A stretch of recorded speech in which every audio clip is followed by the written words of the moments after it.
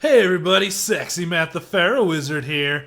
Hold on to your hold slots. I'm doing another independent movie. Alright.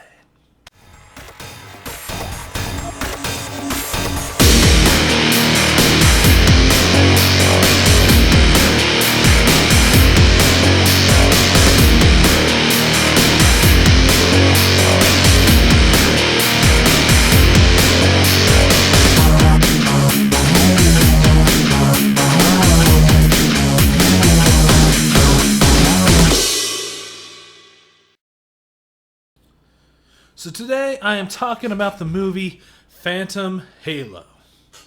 Before I get into it too much, excuse my voice. I think I might be coming out with a little bit of a cold. And so if there's some weird edits, it's because I started coughing or something. So sorry. But on to the review. So this movie was brought to my attention, and it had some cool names, and I liked the trailer for it, so I decided to give it a full review. Upon researching it, and if this review interests you, it is on Amazon as both a digital copy or a physical copy, and as of now, it's streaming on Netflix, so you can check it out on Netflix if you want. So Phantom Halo is brought to us by director Anatona Bogdanovich.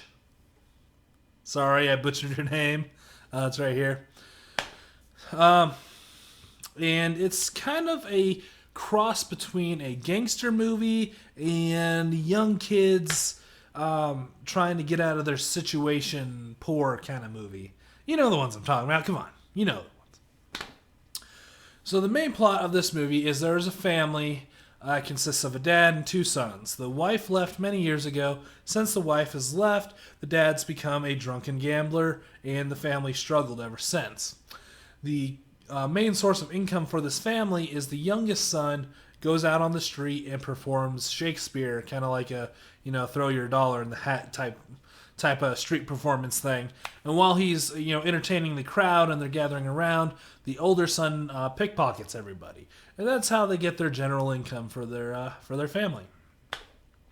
So first thing is, I used to do not a lot of street performing, but I've done street performing, and I hang out at a lot of pedestrian malls. I've never seen anybody do Shakespeare. Is that a thing that I haven't seen? Does that exist? I don't know. I've never seen it. So it turns out the dad gets in kind of bad with some bad people, as you do when you're a drunken gambler. And so the oldest son comes up with a plan with one of his friends to counterfeit money and make money that way and sell that to a gangster, and the gangster will give them real money, and ta-da, things have been solved. So that's the general gist of the movie. It's obviously very character driven, so let's get into the characters themselves. So pretty much the main character, I guess, would be the oldest son named Beckett, played by Luke Kellingtank. Man, this review's got some names, I tell you what. Apparently he's on Pretty Little Liars. Sure. So his character he's very driven by protecting people. He's very protective of a younger son, especially from his father. And he has an affair with his friend's mom, and sort of falls in the protector point there, but also she kind of lets him bring down his guard and let him relax a little, and you kind of see that in there. But he's very driven by just protecting people. He's the kind of protector guy. It's played very well, and this guy looks good. He does a good job. It's well done. He's a very interesting character that you can follow. Then you got the younger son, Samuel, played by Thomas Brody Stanster? Again, names. Apparently he's new on Maze Runner. Again, I've never seen Maze Runner. So he is a very wide-eyed optimist. Like, he knows his situation and it's not great, but he feels he can always escape this situation. And he's very into this comic book character named Phantom Halo. Hence the name, Phantom Halo. Ha-ha! But he's very like, I'm going to get out of this, and he has a lot of metaphors with the character in the comic book. He also does the Shakespeare pretty well, in my opinion. I mean, I don't really know that stuff, so sure. but he's also able to jump between an English accent and an American accent very easily and very believable on both ends. He does it very well. It's a very well done character. I liked what he's doing, and it's really good to have an optimist when you're in a movie like this where a lot of it's kind of about being down and out. So it's good to see that, and he's a very well done character. I liked him. And then you got the dad, played by Sebastian Roche.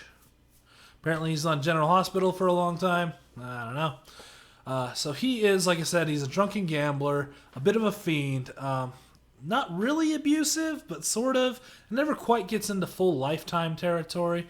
But he's not a good guy. He's kind of a dick. He screws over his kids multiple times throughout the movie. And is just a terrible guy. Just a terrible, terrible guy. And it's kind of like one, maybe you hope he redeems himself at some point. And, but yeah, he's not a good, you're supposed to hate this character, obviously. So I don't want to say he's not a good character. He does what he's supposed to do well. This guy plays him very well. Very, very much seems like he's got some sort of dark past or a past to him. Maybe he was an actor at some point, and you can really see how much the wife leaving really just devastated him, and he just does it very well. So, well done. So, I'm going to talk quickly about Beckett's friend, Little Larry. This is the one that helps him counterfeit money, and he plays this character of kind of a optimist, like he might get out of this, but he also knows life is shitty. So it's kind of this in between, like he's been beaten down, but he still maybe wants to believe type character. I can't get into too much with him without spoiling it, but the actor plays it very well, and he's an fairly interesting character. Not as interesting as Samuel and Beckett, but he definitely is needed within the movie and fills his role very well. And I enjoyed him. That's all I really got for him. So now for the two big names that made me want to watch this movie. First is Rebecca Romijn. She plays Mrs. Rose, who is Little Larry's mother. So like I said, her and the older son Beckett have a relationship at one point, and she plays kind of a bit of a Mrs. Robinson type character. Which is kind of weird for people my age because, we grew up with her in the Spank Bank pretty regularly. So it's kind of weird to see her now that she's old enough to play, an older lady that's corrupting youth or, with a young teen lover type person.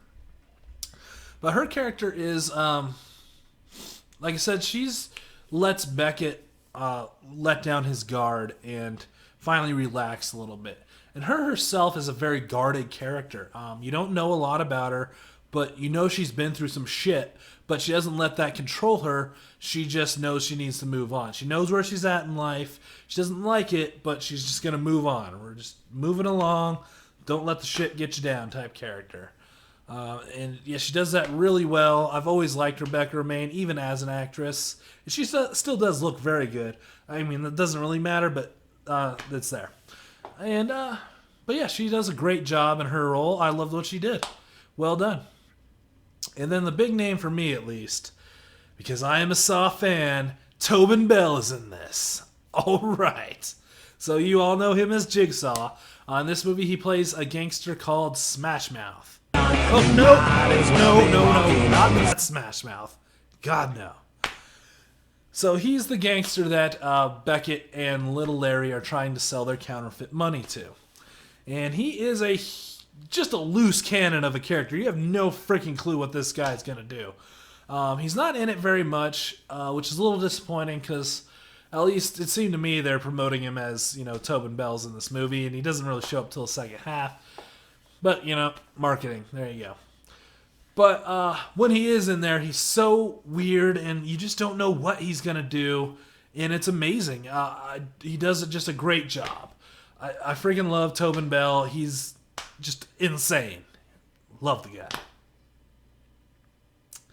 So there's some other characters in there as well, but I don't want to get too bogged down. So let's move on to some of the good stuff, some of the stuff I liked about this movie. So this movie was very well performed. Everybody did a great job in their roles. Yeah, everybody was believable. Everybody was interesting. It was very well done, very well written. very little complaints about this. It looked good.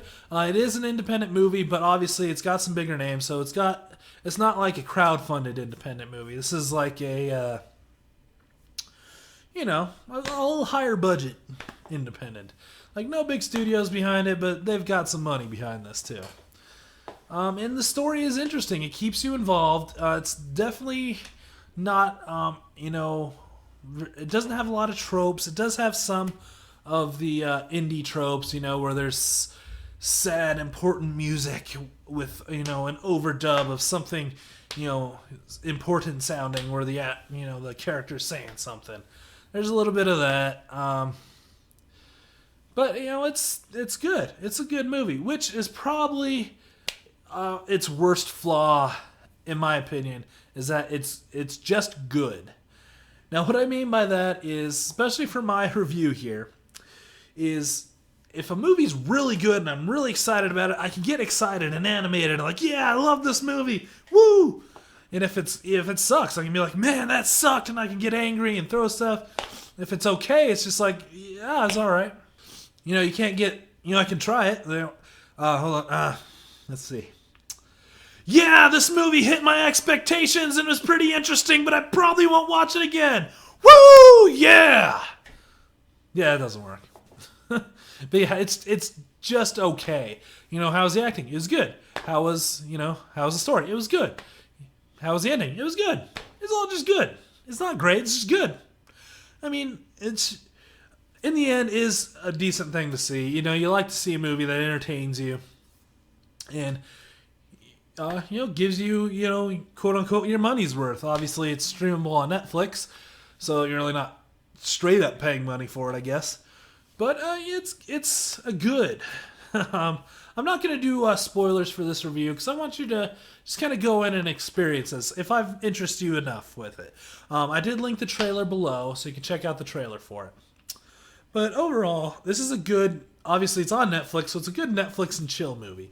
If you just want something dramatic and story driven, and you can just throw this on. It's good. I don't think it's run out and tell all your friends to see it type movie, but it's good. I didn't know it was on Netflix when I first was shown this movie to review, so I thought I was going to give you guys something new, but apparently it's been out and around. So there you go. But I did the review anyway, but yeah, check it out. It's decent movie. Tobin Bell's great. And, if you're a Rebecca Romijn fan, and you know what I mean, you're not disappointed with Rebecca Romijn. I'll throw that out there. But Phantom Halo is good. I really don't know what else to say about it, but it's good. So, again, check it out on Netflix if I interest you enough. And hit me on if you do see it, hit me up on Twitter. Let me know what you think. I'm at wizard_Matt, if I haven't gotten that out enough in the world for you. But Phantom Halo, good stuff. I'm Sexy Matt the Pharaoh Wizard, and until next time, hold on to your hold slots.